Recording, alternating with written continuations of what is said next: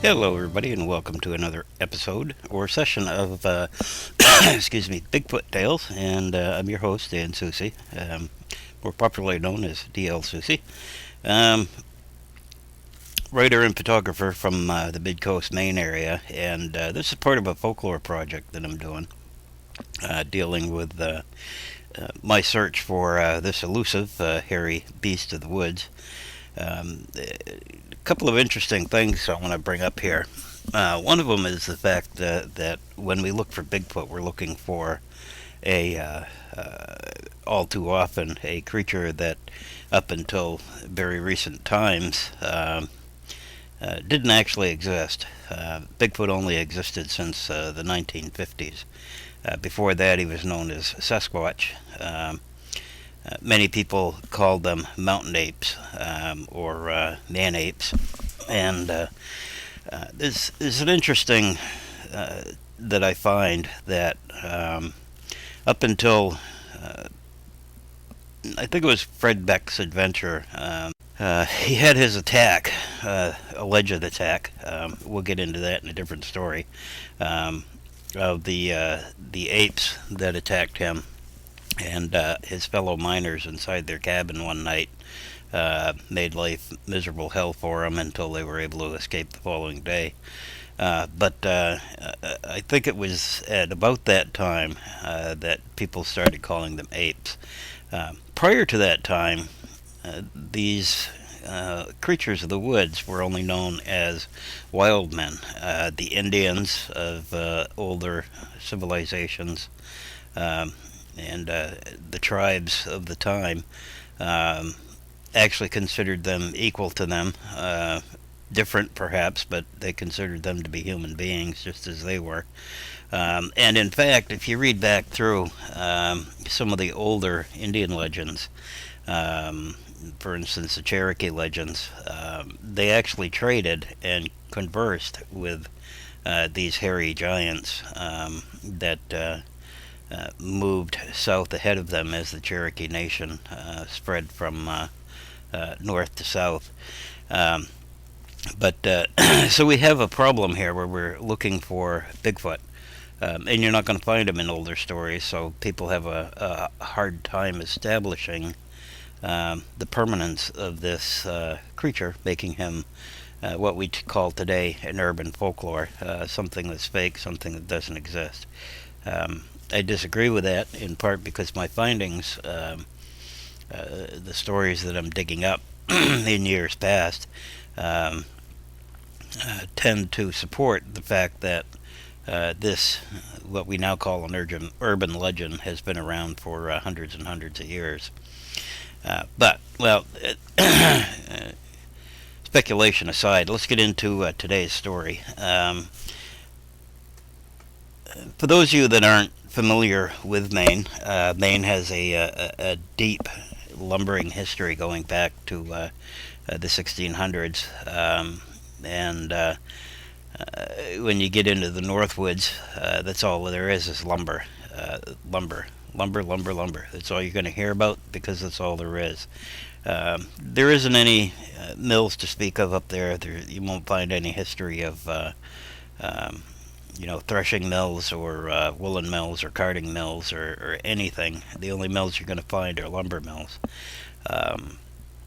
And that's part of the heritage of the North Woods. But the North Woods are deep, they're dark, and there's a lot of things up there that can hide if they need to. And I'm going to go back to pre-1900 again, where most of these stories that I'm reading are coming from. This is from the Boston Evening Transcript from Wednesday, December 31st of 1902. Boston Evening Transcript was a now defunct Boston newspaper that was quite a little paper in its day, but apparently didn't have what it takes to survive the changing of the times. But we find on one of the underpages a story entitled Hobgoblins of the Wild North Woods. It's a little story by Winthrop Packard. I wasn't able to find out any backstory on this, so I don't know whether it's him actually telling the story or if he's telling the story third hand, which would be an obvious opportunity for um, uh, stories to be changed. But this deals with some of the lumbering operations up in the North Woods. Well, we'll get right into it. And there's a couple of names in here, Tozier and Packard, that are known in the state of Maine. So there is that possibility that um, could be a true story, could be actually told as is. But we'll get right into it. Hobgoblins of the Wild North Woods by Winthrop Packard. Tozier, the lumber scaler, told me tales one night when the big stove roared and glowed dull and red in the warm gun. The spruces stood waist deep in the drifted snow outside, and now and then cracked with the crushing grip of the frost on their mossy boles. No breath of wind stirred their tops, and the white peak of Katahdin stood silver in the moonlight, pointing toward the myriad stars that almost blot out the blue of a northern Maine winter night sky. Bitter cold it was in the open spaces as we tramped in that night, and the snow seemed to ring under our snowshoes, so hard were its crystals. Yet under the shade of the spruces, the warmth of the day's sun seemed caught and held prisoner, that the wild creatures of the wood might not suffer too much. I had started and asked, "What's that?" once as we drew near the camp, for shadowy forms with glowing eyes stared at us for a moment, then slipped away into the night. Ghosts or boogies, I verily thought. But Tozier only smiled and said, that was a buck deer and 2 does that were feeding on the tops of the trees the choppers had felled that day. Then when we were almost at the warm gun door, he stopped and held up his hand. I listened, and down the slope from the base of the weird white mountain came sounds such as I never heard in the woods before. A babbling wail, as of a madman talking and more to himself. It might be near or far, you could not tell, for sounds carry a long way in the still, frosty air of the mountain night. There was something almost human in it, yet not sanely human, and they were notes, too, such as one would think only a beast could utter. It gave me a strange shiver of fear and pity to listen to that voice that mourned and snarled and complained to itself in the winter loneliness. Then it ceased, and Tozier dropped his hand without a word, tramped up to the Wamgun door, unfastened his snowshoes, and walked into the camp. I followed, speculating whether it might not be foxes or possibly a lucivee, and I asked no questions. Foxes in the rutting season make all sorts of weird noises, and with the lucivee's cry I was not familiar. We ate supper with a gang in the cookhouse, then retired to the Wamgun again, where sleep the boss, the foreman, and any chance visitors. Tozier puffed at his pipe for a long while. I eyed him in silence. At length he spoke. "What do you think it was?" he asked. "A lucivee," I replied promptly. "Nothing is so serene as a little knowledge." But the mean man of the winter woods shook his head. "Foxes?" I guessed. "I don't know but a fox might make noises like that," he said. "They make all kinds of queer talk in the mating season, but—" And there was silence again. I noted the white rime that the frost had painted about the cracks of the closed door, where the below-zero chill from without met the warmth of the shadowy interior. The weird chill of the frozen wilderness seemed creeping in on us, and I bustled a bit ostentatiously and put another white birch log on the already roaring fire. "Men," said Tozier, "who get lost in the woods go crazy after a little, and the best of us are liable to get lost up here, especially in winter. Scaling lumber as I do, I go from camp to camp all winter long. Now and then I get mixed and have to lie out at night, and I would not think of going without a compass and a map. The best of woodsmen will get turned around in a snowstorm, and more than one has gone out and never been heard of again.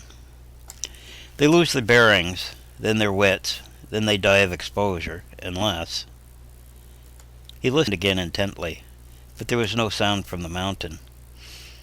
I listened, too, with something of the creepy sensation of a man who expects to see a ghost.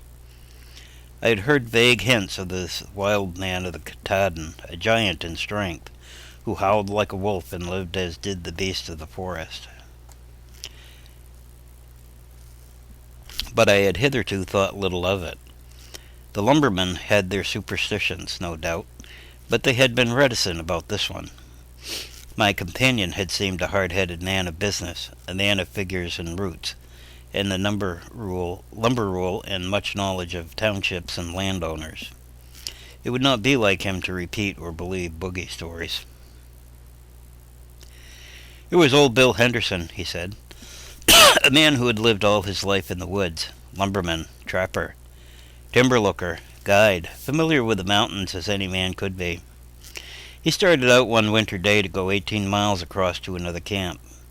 He had his little dog with him, or that might have been him that we heard just now. A light snow fell that afternoon, but the people at the camp were not expecting him back for a week or so, and they knew he was all right. They didn't know he was coming over at the other camp, so they did not worry about him. 3 days later, someone came over from the other camp and reported that old Bill hadn't been seen there. We all set out right away to hunt for him, and on the third day we found him. Someone heard the little dog yapping, and we went over the ridge, and there, sure enough, was old Bill, running about on his snowshoes, jumping up in the air and grabbing at things. He would laugh in a crazy way, and the little dog was frolicking about as if he was having the best time in the world. Bill never took notice of us till we spoke to him, and then he turned and ran like a moose. We had to run him down to catch him, and never could have done it, except that he was weak from hunger and exposure. He came into camp like a lamb then, and although he was out his head for a day or two, mumbling and laughing, he finally came around all right. You can't get Bill Henderson to go out in the woods now for love or money. He's afraid of them. What was he doing when we caught him? Oh, he thought he was catching birds. They were the finest and most beautiful birds he ever saw, and it made him laugh to think how easy it was to catch them. Crazy as a loon, you know. If we hadn't found him just as we did, it would have been the last of old Bill. He might have died, or he might have turned wild man and lived the way this one does. Look here, Tozier, I said. You don't believe there really is a wild man on Katahdin? Tozier shrugged his shoulders, a gesture he must have caught from the French habitants of the north countries. Why not? You heard that crying up on the mountain side tonight. I have heard it before. There are men who say they have seen him, a great hairy fellow with big red eyes, half clad in rags and fur. Why should not a man who knows the woods well live in them for years, even if he is crazy? There's a lot of strange things in the woods that folks of the town don't understand.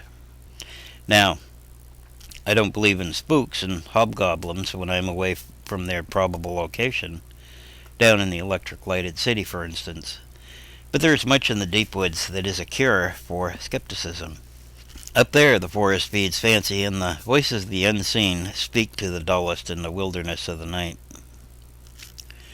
A little wandering wind came up and puffed frost through the crack of the door, shook it, and then fled away with a sigh. I drew a little nearer the stove. Somehow I felt the chill. "Are there any ghosts up here?" I asked. Tozier replied uneasily. I guess that was the wind. If we were up on Chesuncook, I should not feel so sure. The French people who live about there say that old man Farrington comes down the lakes on the ice. I suppose old man Farrington is the only man that was ever buried in so strange a fashion, and it is no wonder that he walks. He died long before I was born, but this is the story as the old people tell it. Farrington came into the woods way north of Chesuncook when the lumbering operation first began up there. He cleared a good-sized farm and made money selling farm produce to the camps. His wife died. His children grew up and moved away, but the old man lived along there alone and was thought to have a good deal of money. Finally, word came down the lake that he was missing. People went to his house and found him there dead and buried. He'd gone about it in original fashion, too. He had taken up the floor of his house and dug a grave there. He put a box at the bottom for his money, then he piled the dirt on a swinging platform just above it, so rigged that a little would change the balance and dump the earth into the grave. Then, they suppose, when he felt that his end was near, he lay down in this grave in such a way that when he died and his head fell back, it would pull a string, loose a toggle, and dump the earth in on top of him. That's the way they found him, at the bottom of a self-filling grave, the only one of its kind ever invented. But they found no money in the box. Therefore, they said that he was murdered after all, and the thing rigged that way to avert suspicion. At any rate, this French people say that he came down the lake on the ice on the trail of his murderers. Lot claim to have seen him. Did you ever see him yourself? I asked. I have seen something up there, he said, and I would not care to see it again. Chesuncook is a queer place in the winter. You see all sorts of things there sometimes. The tote road lies along it on the ice for miles, and they mark it with birch tops stuck in the snow, so that when it blows and drifts over level, the teamsters can find the road. I used often to go up and down this on snowshoes. Sometimes I've seen those birch tops grow in the distance till they made a regular forest, and a man who did not know would think the woods had come down and camped on the lake. I have seen a little wooded island loom up like a mountain, and when you got near it, it would go up in the air and vanish completely. Yet it was just ahead of you, and if you walked on, you would find it again. This happens on still days, most often about sunset. Mirage, I said, with something of the serene confidence with which I had guessed that the weird sounds in the mountain were the cry of D.L.Soucy. I had seen the same strange effects on still days in the Arctic ice. Maybe it is, said Dozier, without enthusiasm for my theory. I have seen a man coming down the lake look as big as a meeting house when he was 3 miles away, then go out of sight entirely. By and by he would be right in front of you, as if he had sprung out of the ice. I have seen what I thought was a tote team till I got right up to it, and then it was nothing but a little bunch of dried leaves. These things make a fellow feel uncomfortable when he is out alone on the lake at dusk. One night, I had taken supper at McLean's camp and went on up the trail. The teamster's wife was stuck down below, and she was expecting him out that day. At dusk, when I got well up the lake, I thought I saw him coming toward me. Then he changed to what was a tall woman dressed in brown. As he got quite nearer, he seemed to be a big man again, dressed in fur, a mighty big man and not the teamster at all. I began to feel queer about it and wish I was back in camp again. Then he came right at me, 8 feet tall, all furry, and with big red eyes that stuck right out of his head. It was too much for me. Why, I saw him as plainly as I see you, and he was almost as near. I turned and ran for the shore, which was nearby, and he following, but not very fast. So I cut a big hickory club and waited for him. He stopped and glowered at me, and some way my mad got up. I was ashamed to think that I had run at all, and I started back toward him with the club. As I approached, he edged off on a slant, glaring at me all the time, and making for a point that juts out into the lake, and I after him. But it is no use to chase after one of these things. When he got to the point, he simply turned into a rotten wood stub standing there, 8 feet tall, with 2 broken branches that stuck out like arms. It gave me the queerest feeling that I had got yet in the whole affair. I had been by that point 40 times in my life, and there never had been any stub there. I went up to it and hit it a whack with my club, and it gave a grunt just as a man would do who had been stuck in the chest. Perhaps that was a mirage too. But how do you account for the stump that was never there before and is not there now, and why should it grunt when I hit it? It was a strange tale, this one of the furry man with the great red eyes that became a stump when attacked. where no stump had been before and no stump was afterward. I did not believe in the ghost of old man Farrington, of course. I did not believe in the demon stumps or hobgoblins of the North Woods. That is, when I was away from their supposed habitations. But I felt queer little thrills of dread as Tozier told his simple, straightforward story in the gathering room with the wom gun. The fire was low anyway, and I reached for another stick to put on it. What was that? The little wandering wind had come back again. I could hear it breathe as it stood outside the door. Then it tapped again on the little wom gun window. Then I could have sworn that something walked away in the direction of the dinghy. I sprang to my feet, seized the rifle that stood by the door, and flung the door wide. Night and the keen chill of the winter woods, that was all. But Tozier held my hand and pointed as I would have closed the door again. A shadow moved by the dingle. Was that the sound of deep breathing that I faintly heard? Then we both jumped, for there was a crash of a heavy blow, the ripping of broken boards, and the sound of something that ate with the champing of a hungry hog. We rushed towards the dingle with a shout.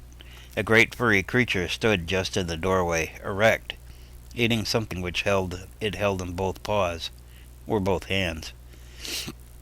It looked fiercely with glowing eyes at us for a moment, but yelled as I leveled the rifle at it and fled away into the shadow of the spruces, now erect, now on all fours, and babbling and wailing to itself in the same tones that I had heard up on the mountainside hours before. Tozier caught the rifle as I would have fired. "Good God, man," he cried. "Would you kill man?" It was a bear," I stammered.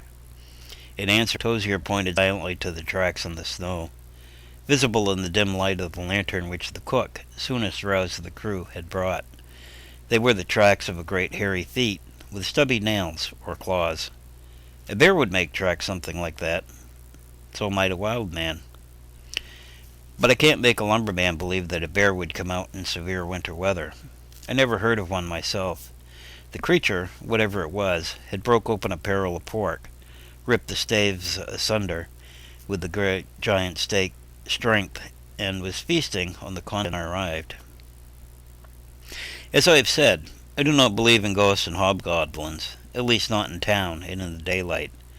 But all the same, I'd give a good deal to know what it was that whimpered and babbled on in the mountainside that bitter winter night, and ran yelling from the dingle pork barrel when I leveled that 45-70 at it.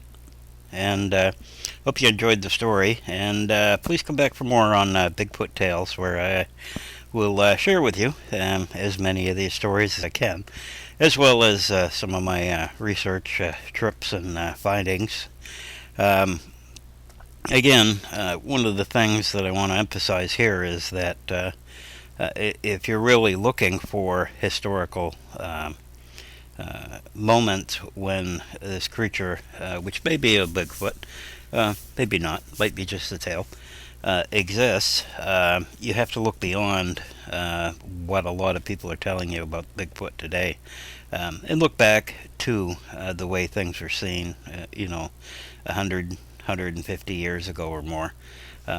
You have to be able to see things in the light of their day, not our day, and examine the details and go from there as you search for proof of this hobgoblin of the wild north woods that today we call Bigfoot.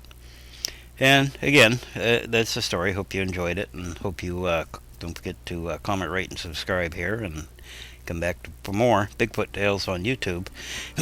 And also, don't forget to check out my new book, Sasquatch Searching for the Answer, where I share some of the folklore and some of the history behind this phenomenon that we call Bigfoot today that I've been digging up. It's actually the first of what will probably be several books on the subject, and again, you can get that at Amazon, Sasquatch Searching for the Answer. And until next time on Bigfoot Tales, happy squatching.